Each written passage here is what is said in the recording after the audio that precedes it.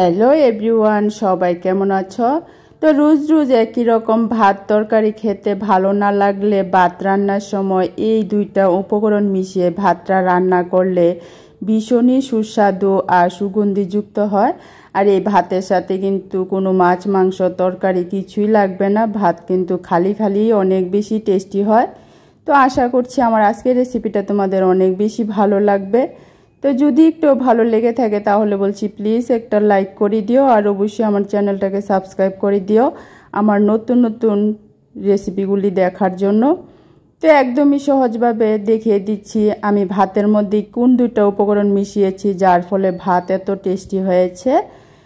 তো প্রথমে দেখো আমি ভাতের চাল নিয়েছি এখানে। তো ভাতের চালটা আমি 1 ঘন্টা আগে ভালোভাবে ধুয়ে ভিজিয়ে রেখেছিলাম।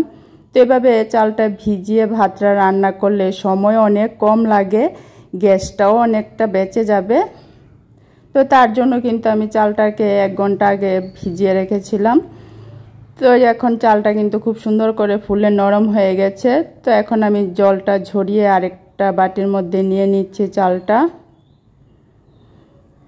তো দেখো ভালোভাবে জল ঝরিয়ে আমি একটা বাটির মধ্যে চালটা নিয়েছি। তো চলো এখন ভাতটা রান্না করে নিচ্ছি।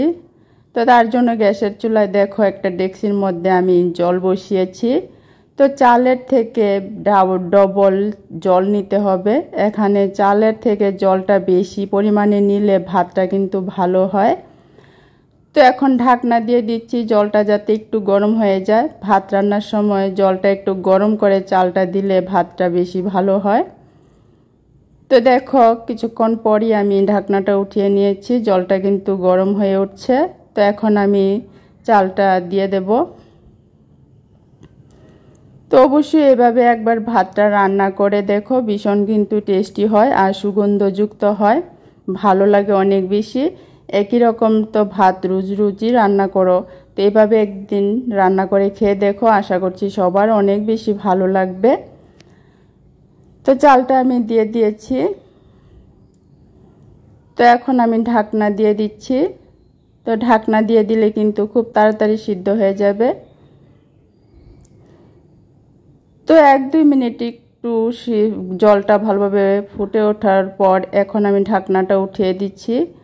তো 1 মিনিট পরেই কিন্তু আমি ঢাকনাটা উঠিয়ে নিয়েছি। তো এখন একটু চালটাকে নাড়াচাড়া করে নিচ্ছি। তো দেখো জলটা কিন্তু গরম হয়ে চালটা ফুটে উঠতে শুরু করেছে। তো তখন এর মধ্যে আমি দিয়ে দিচ্ছি 2টা তেজপাতা, তারপর দিয়ে দেব 2টা সুগন্ধি লেবু পাতা। তো গন্ধরাজ লেবুর পাতা আমি এখানে দিয়েছি। তো এই তেজপাতা লেবু পাতা দেওয়ার ফলে কিন্তু ভাতের ফ্লেভার কিন্তু অনেক বেশি ভালো হয়। তো তারপর দিয়ে দিচ্ছি 3টা আলু। তো এখানে আলু আমি ভালোভাবে ধুয়ে খোসা ছাড়িয়ে দিয়েছি। তো ভাতের সাথে আলুটাও ভালোভাবে সিদ্ধ হয়ে যাবে। তো এখন ঢাকনা দিয়ে দিলাম। তো এখন ঢাকনাটা উঠিয়ে নিচ্ছি, ভাত কিন্তু ফুটে উঠতে শুরু করেছে। তো এখন এর মধ্যে আমি দিয়ে দিচ্ছি লেবুর রস। তো দেখো লেবুর রসটা দিলে কিন্তু ভাতের ফ্লেভার ভালো হয়, ভাতটা ঝরঝরে হয়, খেতেও কিন্তু ভালো হয়, আর ভাতটা কিন্তু একদমই ধবধবে সাদা হবে। তো এখন আবারও নাড়াচাড়া করে দিচ্ছি। তো আরও কিছুক্ষণ ভাতটাকে ফুটিয়ে নেব, ভাতটা কিন্তু ভালোভাবে হয়নি। তো আরও 1-2 মিনিট ফুটিয়ে নিচ্ছি। তো খুব কম সময়ের মধ্যে কিন্তু ভাতটা হয়ে যায়, যেহেতু চালটা আমি ভিজিয়ে রেখেছিলাম, তার জন্য কিন্তু ভাতটা খুব তাড়াতাড়ি হয়ে যাবে। এর থেকে কিন্তু আমার সময়ও বেঁচে যাবে আর গ্যাসটাও অনেক বেঁচে যাবে। তো আরও 2-3 মিনিট নাড়াচাড়া করে নিয়েছি। এখন ভাতটা কিন্তু খুব সুন্দর করে সিদ্ধ হয়ে গেছে। তো এখন আমি ফেনাটা ঝরিয়ে নেব। তো ভাতটা নামিয়ে আমি ফেনাটা ভালোভাবে ঝরিয়ে তোমাদেরকে দেখাচ্ছি। তো দেখো ভাত নামিয়ে ফেনাটা ভালোভাবে ঝরিয়ে তারপরে একটা বাটির মধ্যে ভাতটা আমি নিয়ে তোমাদেরকে দেখাচ্ছি। তো ভাতটা দেখো কতটুক ঝরঝরে হয়েছে আর একদমই ধবধবে সাদা, কতটুক সুন্দর হয়েছে। তো এই ভাতটা রান্নার সময় কিন্তু যখন ফেনাটা ঝরাবে তখনই কিন্তু বুঝতে পারবে কত সুন্দর একটা সুগন্ধিযুক্ত ভাত তৈরি হয়েছে, তখনই কিন্তু খেতে ইচ্ছা করবে। তো এখন আমি লেবু পাতা, তেজপাতা আর আলুগুলি আলাদা করে নিচ্ছি। তো ভাতের ফ্লেভারটা কিন্তু ভীষণ সুন্দর বেরিয়েছে।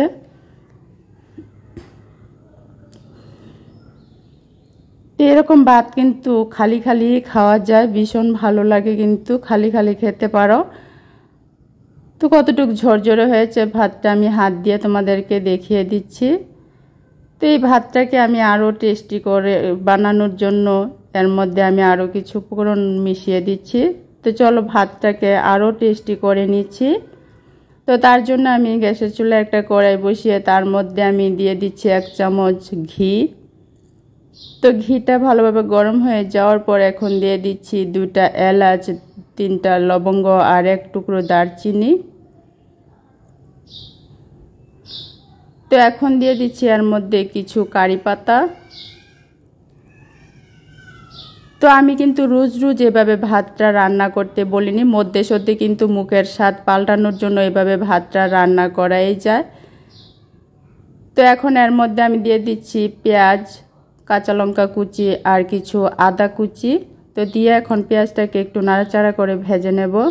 তো রোজ রোজ কিন্তু ভাত তরকারি, অনেক তরকারি এসব কিন্তু ঘন্টার পর ঘন্টা রান্না করতে ভালো লাগে না। তো মধ্যে সত্যি কিন্তু এইরকমভাবে বানিয়ে খাওয়া যায়। ভাতের সাথে যে আলুগুলি সিদ্ধ করে রেখেছিলাম সেগুলি আমি দিয়ে দিলাম, তারই সাথে দিয়ে দিচ্ছি কিছু সয়াবিন। তো এখানে সয়াবিনগুলি আমি গরম জল দিয়ে ভিজিয়ে তারপর ভালোভাবে ধুয়ে দিয়েছি। তো এখন সয়াবিন আর আলুটাকে একটু ভেজে নেব ভালো করে। তো ভাজা হয়ে গেছে। তো এর মধ্যে আমি কোনো মশলাই দিইনি, এখন শুধু আধা চামচ চাট মশলা দিয়েছি। তোমরা চাইলে কিন্তু তোমাদের পছন্দ মতো মশলা দিতে পারো, আমি শুধু চাট মশলা দিয়েই এই রেসিপিটা তৈরি করছি, ভীষণ ভালো লাগে। তো সব কিছু খুব সুন্দর করে ভাজা হয়ে গেছে। এখন রান্না করে রাখা ভাতটা আমি এর মধ্যে দিয়ে দিচ্ছি। তো ভাতটাকে দিয়ে তারপর দিয়ে দিচ্ছি পরিমাণ মতো লবণ। তো এখন আমি 1-2 মিনিট নাড়াচাড়া করে সব কিছু ভালোভাবে মিশিয়েই কিন্তু নামিয়ে নেব। রেডি হয়ে যাবে কিন্তু আমার সুস্বাদু ভাতের একটা রেসিপি। তো অনেক সময় কিন্তু রান্না করতে ভালো লাগে না, বা অনেক স্টুডেন্ট আছো যারা বাড়ি থেকে দূরে গিয়ে পড়াশোনা করো, অথবা অনেক ব্যাচেলাররা আছো, তাদের জন্য কিন্তু আজকের এই রেসিপিটা ভীষণ উপকারী। মধ্যে সধ্যে কিন্তু এভাবে ভাতটা রান্না করে খেয়ে নেওয়া যায়। তার সাথে কিন্তু কোনো রকম মাছ, মাংস, ডাল কোনো কিছুই লাগবে না। ভাত কিন্তু এভাবেই ভীষণ সুস্বাদু সুগন্ধিযুক্ত হয়। তো অবশ্যই এভাবে একবার রান্না করে খেয়ে দেখো, আশা করছি সবার ভালো লাগবে। তো সকালে ঝটপট কিন্তু এইভাবে ব্রেকফাস্টও কিন্তু বানিয়ে নিতে পারো, ভীষণ হেলদি আর টেস্টি মজার রেসিপি হয়। অথবা রাতে যদি ভাত রান্না করতে, অনেক কিছু রান্না করতে ভালো না লাগে, তাহলে কিন্তু ঝটপট ভাতটা এভাবে রান্না করে তারপর কিন্তু পরিবেশন করতে পারো। আর কিন্তু কোনো কিছুই লাগবে না, ভীষণ টেস্টি মজার রেসিপি। তা আবার আরেকটা রেসিপি নিয়ে আসবো। আজকের জন্য টাটা।